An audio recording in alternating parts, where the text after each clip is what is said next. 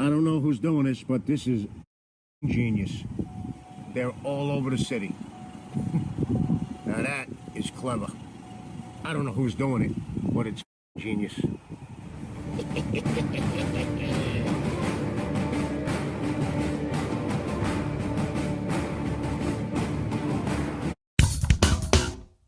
As I've been saying on this channel, the closer and closer we get to election time, the more the polls are going to actually start revealing the truth, right? The media can no longer hold water, because if they want to maintain an ounce of credibility, they will have to, of course, come around and say, here's what's actually happening on the ground. We can no longer spin this narrative. And that's exactly what we're seeing. So, of course, the whole clock got reset when Kamala Harris replaced Joe Biden. But now we're back to basically where we started. As we can see over here, the latest polls from Trafalgar has Donald Trump winning the Electoral College 296 to Kamala Harris is 226. And looking at the map, we have Nevada, Arizona, Wisconsin, Michigan, Pennsylvania, North Carolina, all going to Donald Trump, with Georgia, surprisingly enough, still being a toss-up. Okay, so this is great news. Well, a lot of people might say, well, that's Trafalgar. They're a right-leaning poll. And I say, all right, let's look at more specific data out of Philadelphia. We can see that among the working class, Donald Trump is making massive gains. People are switching to the Republican Party by shocking amounts. So down here, we can see that from 2016 to 2020, white working class voters have gained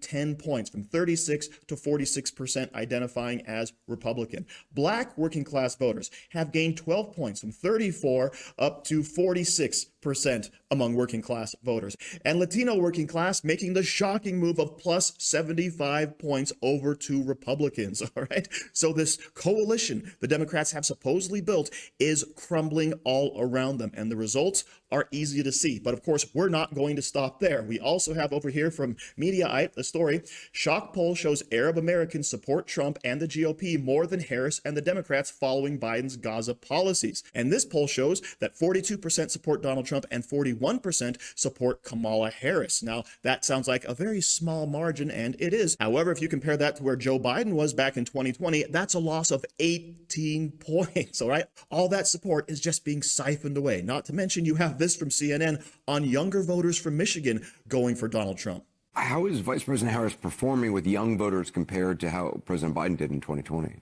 So some numbers, Anderson, to help with that question.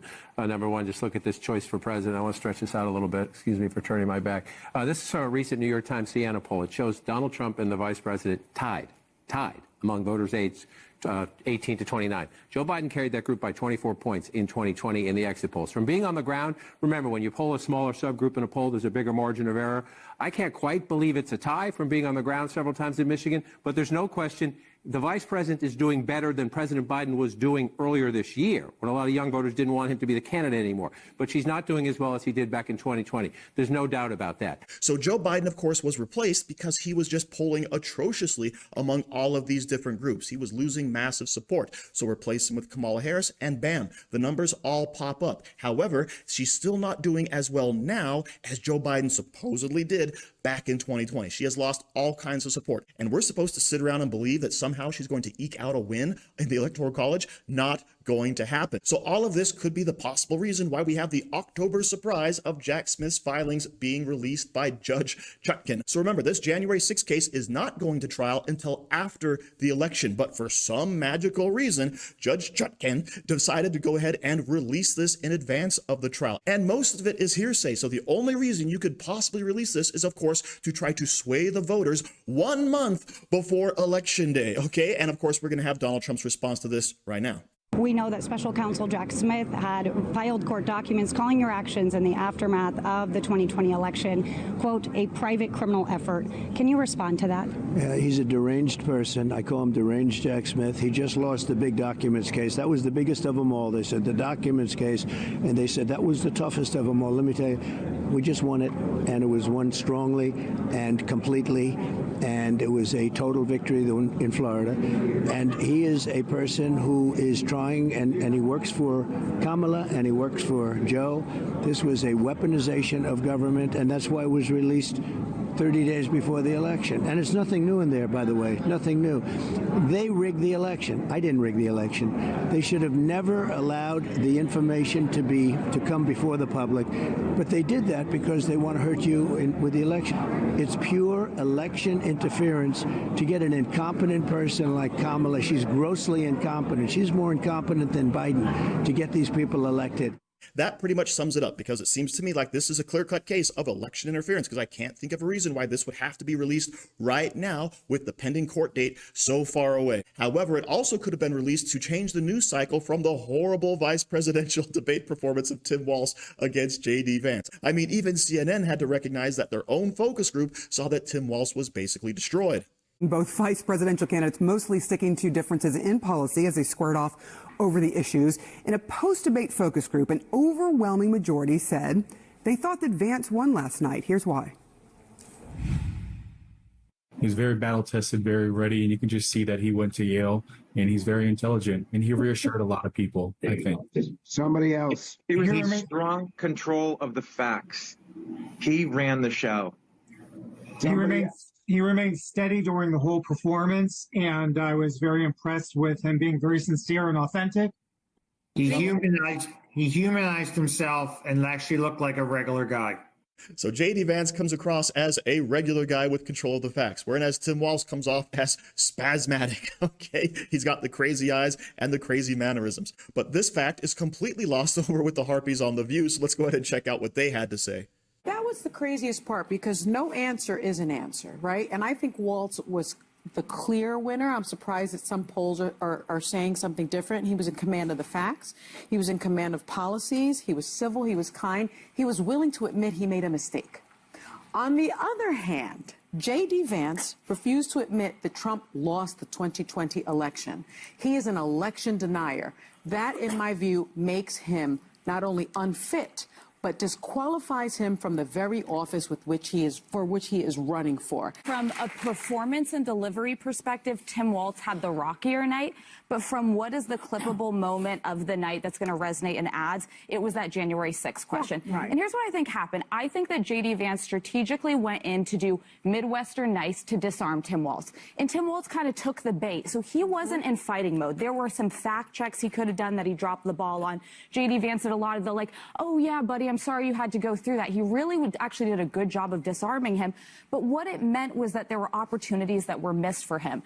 I thought the Tiananmen Square answer, just own it. Just say you overstated something. It was not his strongest moment. He did take responsibility for it. He did, but I was thinking Josh Shapiro or Pete Buttigieg would have been wiping the floor with JD Vance. This isn't a format that Tim Waltz thrives in.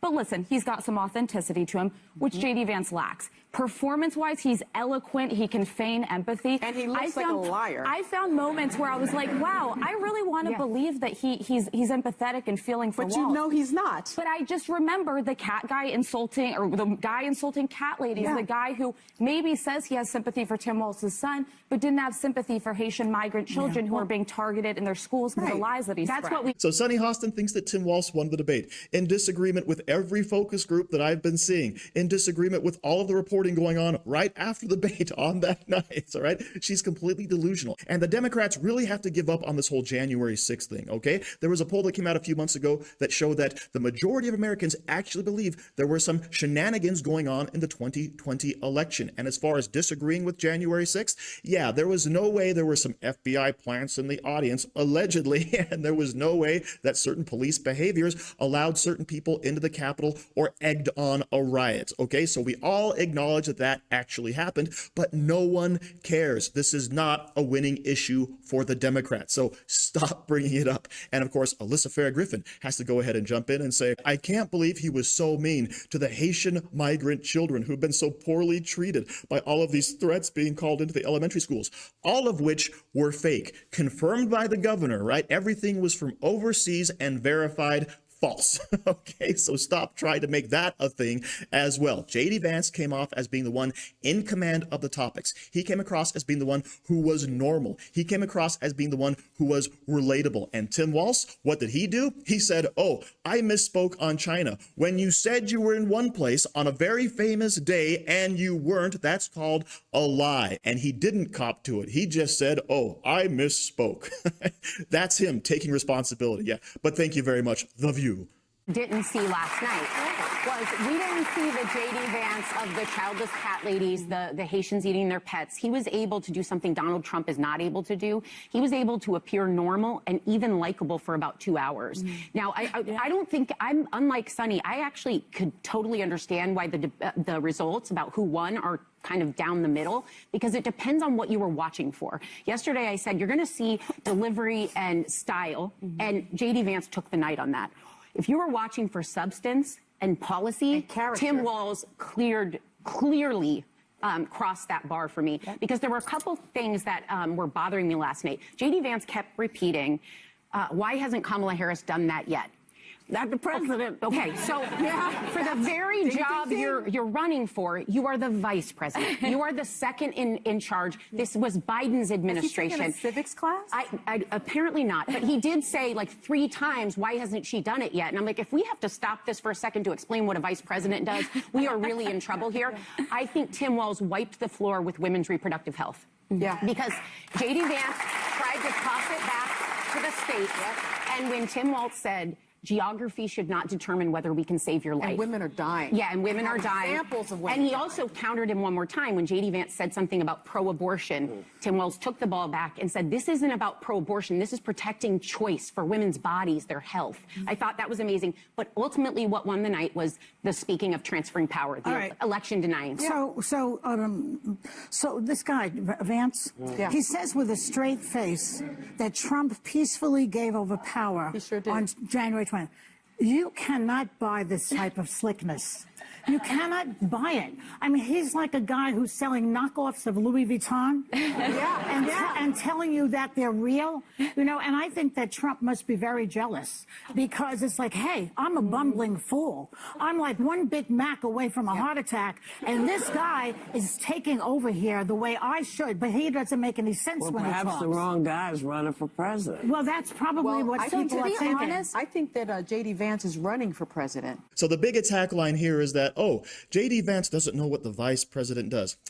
Did you miss the part where Kamala Harris was put in charge of the border, right? Why hasn't she fixed the border yet? And also, do you really think that Joe Biden is the one running the country? No, it's his handlers. So if anyone could step in and take the reins, it would possibly be Kamala Harris. So yes, all of these big plans, why did you keep them secret? Why did you keep them shut away from Joe Biden if it's going to fix everything and make the country better? And the answer is it's because she's lying. Okay, we all know what Kamala Harris stands for because we have her on video saying all of these things for the last several years. But of course, when it comes to JD Vance, he was able to appear normal for 2 hours, and that's what makes him dangerous, even more dangerous than Donald Trump. Because clearly, where's the crazy cat lady comments? Well, you're talking about off-the-cuff remarks made years ago in different settings with different context. And to be honest, it's pretty funny. Okay.